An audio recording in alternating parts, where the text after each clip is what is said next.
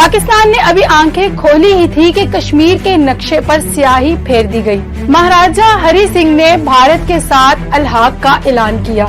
सितंबर की एक रात खामोशी को चीरती हुई गोलियां, तोपों की गन गरज और लाहौरियों की आंखों में एक ही सवाल, क्या भारत लाहौर पर कब्जा कर लेगा? टाइगर हिल्स, तोलोलंग और दराज की चोटियां मैदाने जंग बन गई। भारतीय फौज को बुलंदी पर बैठे पाकिस्तानी सिपाहियों ने नाको चने चबवा दिए। जंगे जहां कौम ने सिर्फ बंदूक नहीं, हौसले, बर्दाश्त और इत्तेहाद की ताकत दिखाई। 7 बार आसमान धुआं हुआ, 7 बार जमीनों ने तोपों की आवाज सुनी।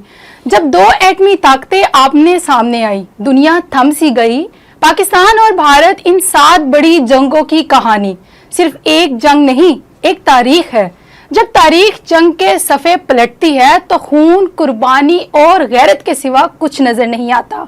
पाकिस्तान और भारत 2 हमसाए, 2 नजरिए और 7 वो जंगे जिन्होंने कौमों की तकदीरें लिखी।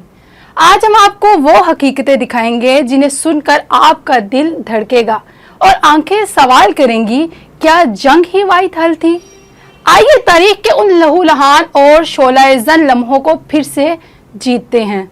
अस्सलाम वालेकुम, मैं हूं सादिया बुखारी और आप देख रहे हैं दी टॉप 7। तो चलें शुरू करते हैं पाकिस्तान और भारत के दरमियान लड़ी गई 7 बड़ी जंगों की असल कहानी। पाकिस्तान और भारत के माबैन पहली जंग 1948 में लड़ी गई। कश्मीर की जंग, जब एक नामुकम्मल तकसीम ने खून मांगा। पाकिस्तान ने अभी आंखें खोली ही थी कि कश्मीर के नक्शे पर स्याही फेर दी गई। महाराजा हरि सिंह ने भारत के साथ अलहाक का ऐलान किया, मगर कश्मीरी अवाम ने कहा, हम पाकिस्तान के साथ हैं। पाकिस्तान के दिल में चिंगारी भड़क उठी। कबायली मुजाहिदीन और पश्तून जंगजू अपनी जानों को हथेली पर रखकर कश्मीर में दाखिल हुए और श्रीनगर के दरवाजों तक पहुंच गए। भारतीय फौज ने 27 अक्टूबर को हवाई जहाजों से कमक पहुंचाई और यूं पहला बाकायदा तसादुम शुरू हुआ। मुजफ्फराबाद से लेकर बरमौला तक लड़ाई छिड़ गई। चकोठी, टिथवाल और दारस जैसे इलाके खून में नहाए गए। आखिरकार अक़वाम मुत्तहिदा ने जंग बंदी कराई और कश्मीर 2 हिस्सों में बट गया। पाकिस्तान ने आजाद कश्मीर को तो बचा लिया, मगर श्रीनगर का ख्वाब आंखों में ही रह गया। अक़वाम मुत्तहिदा ने जंग बंदी करवाई, लेकिन कश्मीर का मसला छोड़ दिया, अधूरा सुलगता हुआ। पाकिस्तान को मिला आजाद कश्मीर, मगर दिल आज भी कहता है, ये तो इब्तिदा थी, अभी कश्मीर बाकी है। पाक भारत दूसरा टाकरा 1965 में हुआ, जब चुनिंदा के मैदान में मिट्टी ने टैंक निगले। सितंबर की एक रात खामोशी को चीरती हुई गोलियां, तोपों की गन गरज और लाहौरियों की आंखों में एक ही सवाल, क्या भारत लाहौर पर कब्जा कर लेगा? मगर पाक फौज ने सिर्फ जंग नहीं लड़ी, उन्होंने वतन के चप्पे चप्पे को सीने से लगाया। वाघा, BRB नहर और चुनिंदा जैसे मुकामात पर जंग ने आग बरसा दी।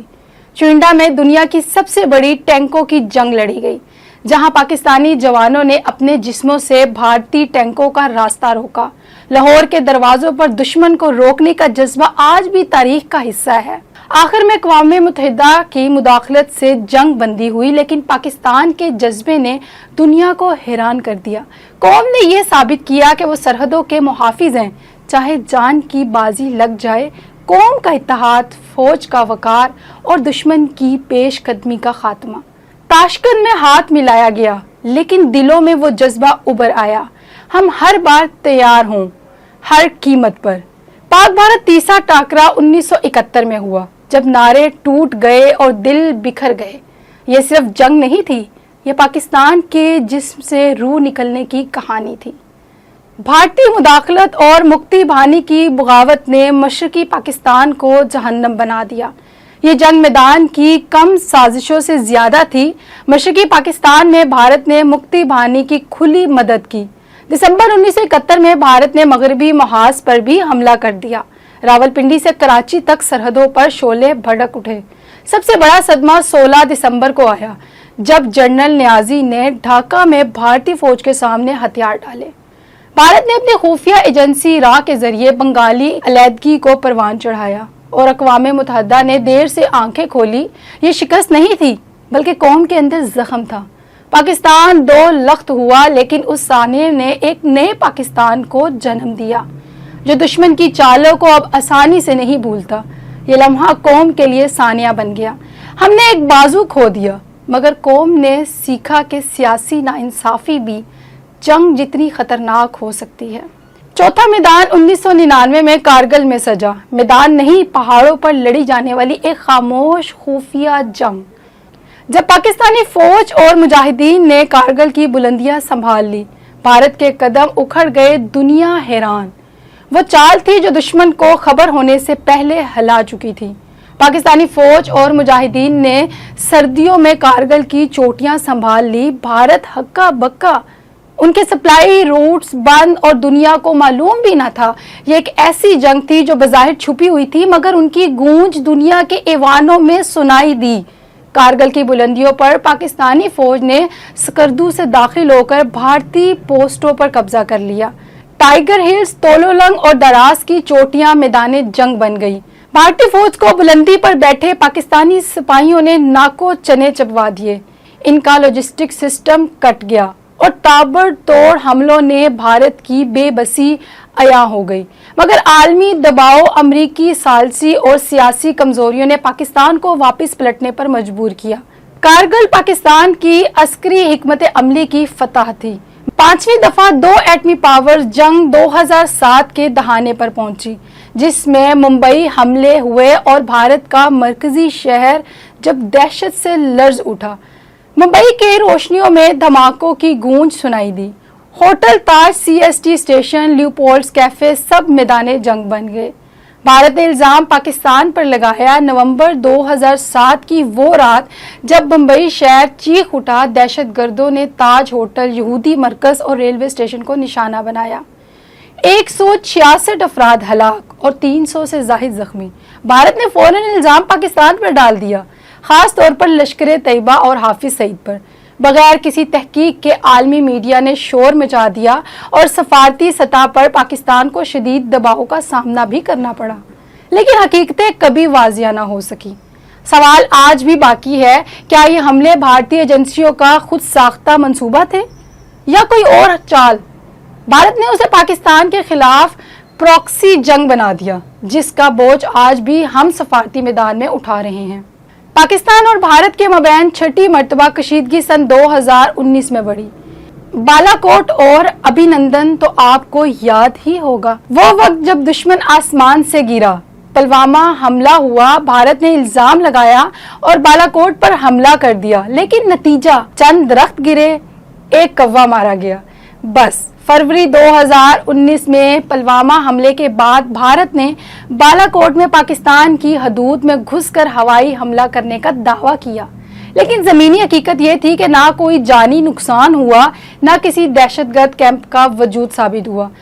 جواب میں پاکستان نے 27 فروری کو آپریشن سوئفٹ ریٹارٹ کیا جس میں پاک فضائیہ نے بھارت کے 2 طیارے مار گرائے اور ایک پائلٹ ابھی نندن کو گرفتار کیا. پوری دنیا نے دیکھا کہ پاکستان نے جارحیت کا جواب کیسے وقار اور مہارت سے دیا.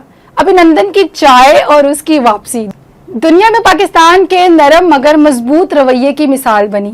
یہ جنگ نہیں مگر فضا میں طاقت کا مظاہرہ ضرور تھی. اور 7ویں مرتبہ کی بات کریں تو موجودہ جنگ آپ کے سامنے ہے.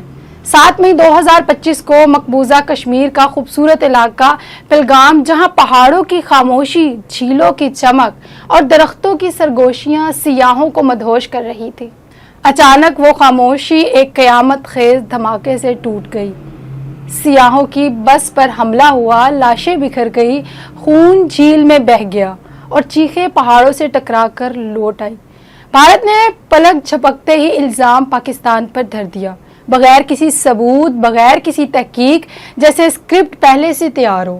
بھارت نے آپریشن سندور کے تحت پاکستان کے مختلف علاقوں میں حملے کیے جن میں 31 پاکستانی شہری شہید ہوئے. پاکستان نے فوری رد عمل دیتے ہوئے آپریشن سندور کو ودوا کر دیا. سرحدی چوکیاں مستعد کی، میزائل ڈیفنس سسٹمز متحرک کیے اور سیز فائر لائن پر بھارتی چوکیوں کو نشانہ بنایا. عالمی برادری کی آنکھیں ابھی تک بند ہیں لیکن برف کی تہ کے نیچے ایک نیا آتش فشاں پک رہا ہے۔ کیا یہ کشیدگی صرف سرحدی جھڑپوں تک محدود رہے گی یا برصغیر ایک اور ہولناک جنگ کے لیے دہانے پر ہے؟ ناظرین، یہ تھی وہ 7 جنگیں جہاں قوم نے صرف بندوق نہیں، حوصلے، برداشت اور اتحاد کی طاقت دکھائی۔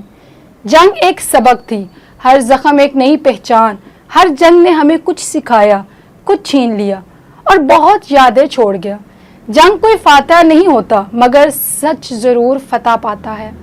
ہم نے خطے میں امن کی بات کی، مگر یاد رکھیں اگر جنگ مسلط کی گئی تو ہم چپ نہیں رہیں گے، ہم تیار ہیں۔